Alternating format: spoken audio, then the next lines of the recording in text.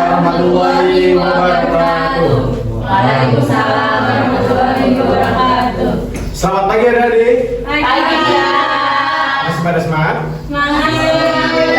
Selamat pagi. Pagi. Luar biasa. Kita semangat.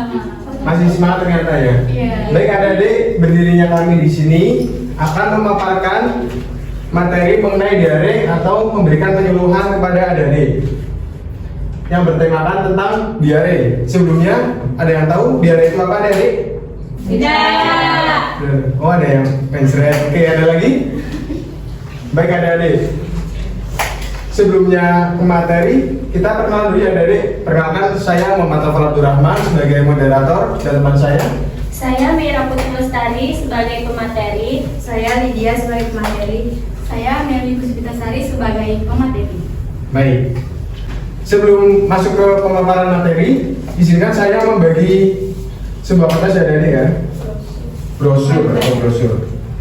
Mengisi kan? Ini dapat kasih tahu.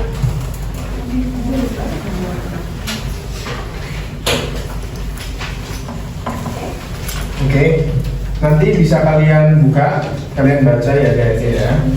Oke, langsung saja ke materinya yang akan dijelaskan oleh Mera.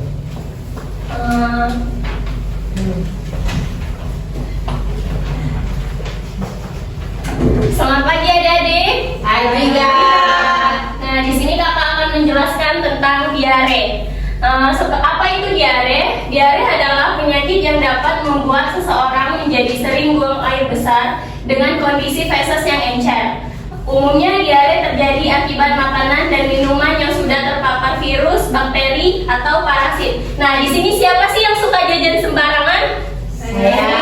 Nah, seperti jajan-jajanan yang di depan SD itu, apa di depan pinggir jalan itu jajanannya kebanyakan terpapar virus ya. Jadi kalian tuh mesti hati-hati kalau jajan. Nah, yang selanjutnya adalah cara penularan diare. Cara penularan diare itu ada dua. Yang pertama adalah secara langsung dan secara tidak langsung. Nah, yang secara langsung itu diare dapat menular melalui feses atau kotoran penderita diare yang sudah terkontaminasi kuman-kuman maupun virus. Kuman pada feses terdapat pada tangan, makanan, air, dan perlengkapan makan, sehingga akhirnya masuk ke dalam saluran cerna orang lain melalui mulut. Nah, kalian kalau makan, sebelum makan itu harus cuci tangan terlebih dahulu. Karena tangan kalian itu sebelum makan pasti banyak memegang kotor-kotoran yang tidak kalian tahu ya. Nah, kan ujung-ujungnya penularan diare dari satu orang ke orang lain tidak bisa dihindari jika kita tidak menjaga kebersihan seperti mencuci tangan dan sebelum makan. Jadi kalian itu harus pandai-pandai menjaga kebersihan. Yang penting tuh menjaga kebersihan badan. Yang kedua adalah secara tidak langsung. Misalnya melalui media air, tanah, dan serangga. Kontaminasi pada bagian tubuh. Nah, yang misalnya tangan. Nah, yang paling sering diare muncul itu melalui tangan. Karena tangan kalian itu sebelumnya banyak memegang apa yang bagian-bagian yang kotor. Nah, yang selanjutnya akan dijelaskan oleh pemateri selanjutnya. Selanjutnya di sini saya akan menjelaskan seperti gejala-gejala diare. Misalnya seperti perut terasa mual. Yang kedua ada tinja encer. Tahu kan tinja? Ya. Contohnya buang air besar, cair yang keluar. Atau bahkan berdarah. Dan yang ketiga mengalami dehidrasi, pusing, lemas, dan kulit kering. Selanjutnya hal yang harus diwaspadai itu misalnya seperti hilangnya nafsu makan dan minum. Kedua, haus terus menerus nggak berhenti. Ketiga, perut terasa kembung dan mual dan atau muntah. Nah, tindakan pertolongannya seperti mengonsumsi obat diare dan obat antibiotik. Yang kedua, pereda nyeri sama halnya seperti obat. Yang ketiga, obat yang dapat memperlambat gerakan usus yang sesuai dengan resep dari dokter. Selanjutnya akan dibacakan materi oleh pemateri selanjutnya.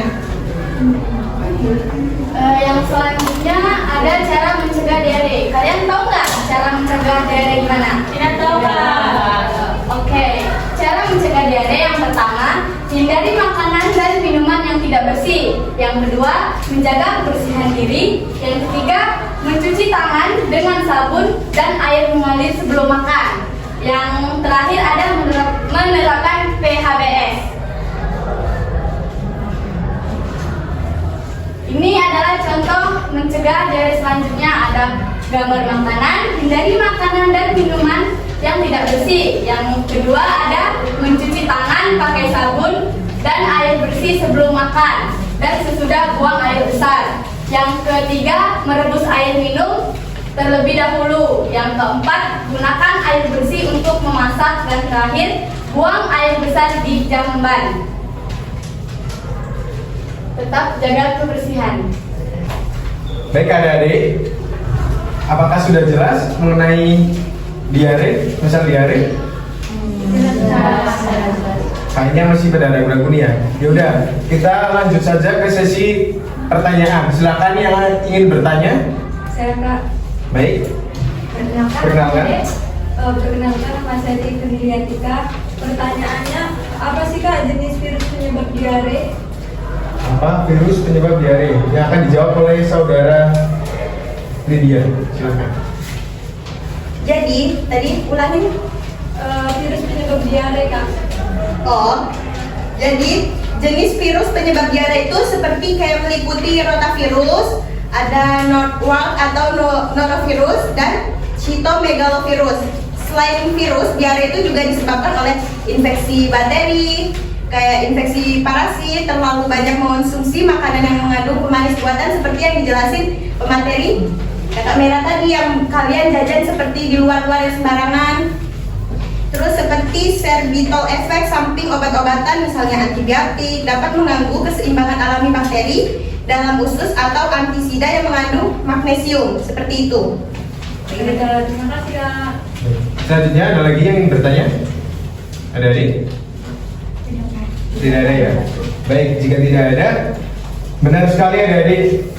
Dari diare ini kita belajar jangan jajan sembarangan, cuci tangan selalu, dan menerapkan hidup sehat. Ya, paham adik-adik? Paham.